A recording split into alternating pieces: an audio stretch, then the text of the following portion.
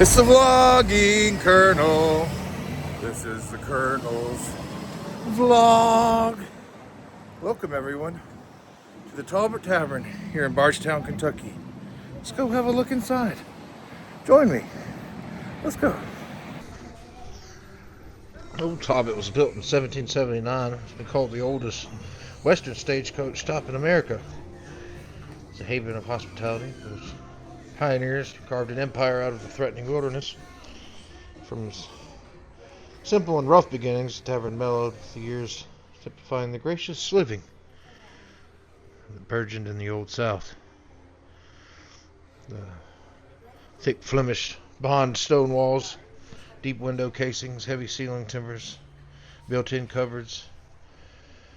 It would strongly remind one of the Warwickshire Inns in England. In fact, a lot of the area of Frankfurt kind of reminds me of that. Not Frankfurt, Bardstown. We're in Bardstown. The cooking was done in two fireplaces in the rear of the original section. Traces still remain today of the staircase to the loft where men were housed in one room of two rooms and women in the other. The practice of giving individual rooms to guests was not introduced into the United States until about 1805. And through the welcoming portals of the old tavern, a long procession of statesmen, soldiers, adventurers, artists, rulers. Andrew Jackson knew the warmth of the hearth fire. Henry Harrison found cheer in its friendly atmosphere. General George Rogers Clark used the tavern as a base. Provisions and munitions were brought overland from Virginia and stored in the cellars of the tavern. Legend says that during King Louis Philippe's exile, he and his two brothers and other members desiring to see the New World arrived at the tavern on October 17th, 1797. And during their stay, one or more of the entourage is believed to have painted the murals which were uncovered in 1927. Stephen Collins Foster, during his visit to Judge John Rowan at Federal Hill, now known as my old Kentucky home, also stayed here. Abraham Lincoln, at the age of 5, stayed at the tavern with his parents while they were involved in a land dispute. Lincoln's lost the case, as a result moved to Indiana. John Fitch, inventor of the steamboat, spent many hours in this old tavern. Now this is the Jesse James room area.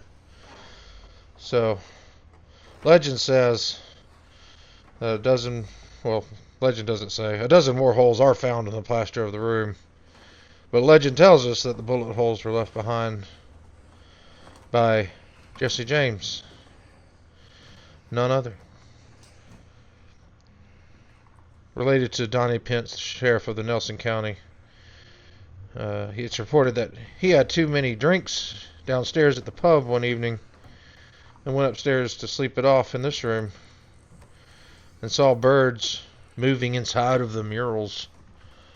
And so he, of course, started shooting at them, leaving behind the bullet holes that we see today. They have some cool Jesse James stuff here. These are the murals, this one here over the fireplace, that were supposedly painted by the Royal French delegation at that time. Here's Jesse James's personal revolver. Not sure if it's the one that was used to shoot at the wall. This is looking down the barrel of his pistol. That's the view. That's Jesse James's view.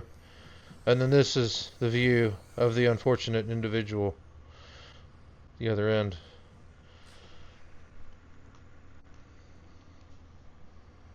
Super cool. Jesse James, of course, one of the most notorious robbers and gang leaders of that early era of the Wild West. Actually, I guess it was technically the later era, the end of the era. What?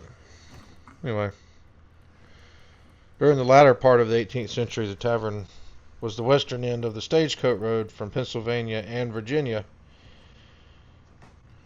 And this burned. And here's pictures of the fire. It was 1998. Here's the newspaper. Kentucky Standard. Yeah, 1998. Portion of this building burned. Luckily, much of it's still here.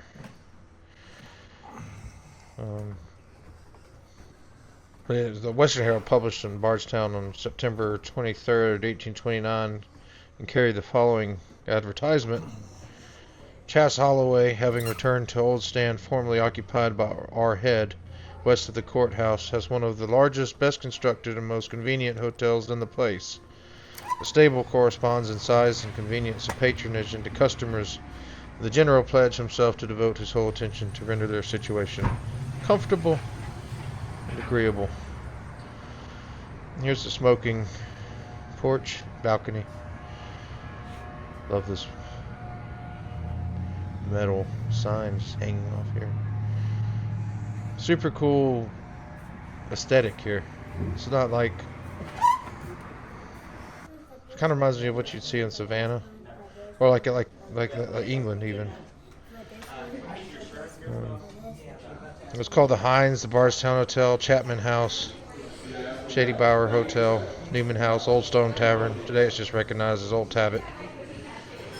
We're here, I think.